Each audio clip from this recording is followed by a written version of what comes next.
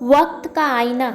आराधना जी के पास उनके प्रभात भैया का फ़ोन आया था कि तेरी सुमन भाभी सीढ़ियों से गिर गई हैं, रीढ़ की हड्डी में गंभीर चोट आई है, ना जाने अब बिस्तर से उठ भी पाएंगी या नहीं।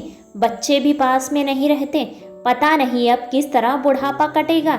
इतना सुनकर एक बार तो आराधना जी का मन फिर से अतीत की उन गलियों में चला गया जब उनके प्रभात भैया का विवाह सुमन भाभी के साथ हुआ था। सुमन भाभी शहर में पढ़ी लिखी थी और उस समय में भी स्वतंत्र विचारों की थी। आज़ादी के नाम पर अपनी मनमानी करने वाली थी। वह अपनी सुंदरता के आगे किसी को कुछ नहीं समझती थी और बेचारी अम्मा ठहरी सीधे सरल स्वभाव की, बस अपने बेटे का भला ही चाहती थी। सोचती थी अगर मैं चुप रहूंगी तो क्या ही बिगड़ेगा, ताकि उनके बेटे की गृहस्थी में कोई अलगाव की अंगीठी ना सुलग जाए। और सोचती कि अभी बहू नई नई है, कच्ची उम्र है, धीरे धीरे सब सीख जाएंगी।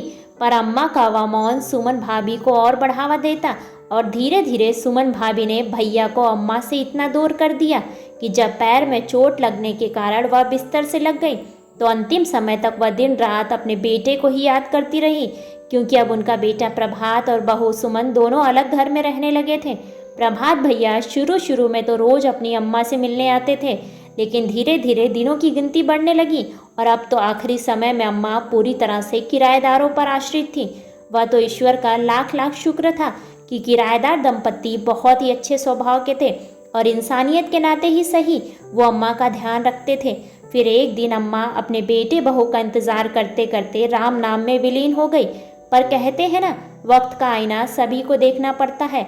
आज सुमन भाभी उसी स्थिति में थी जहां कभी अम्मा थी। उनके खुद के बच्चे बाहर नौकरी करते थे, वो उनके साथ नहीं रहते थे। खैर आराधना जी का मन तो नहीं था सुमन भाभी से मिलने का, पर फिर भी वो निकल पड़ी वक्त के आईने का एक और पहलू देखने के लिए। ऐसे ही बेहतरीन कहानियों को सुनने के लिए वीडियो को लाइक और चैनल को सब्सक्राइब करें और अपने विचार कमेंट्स बॉक्स में कमेंट्स करके हमें ज़रूर बताएं। धन्यवाद।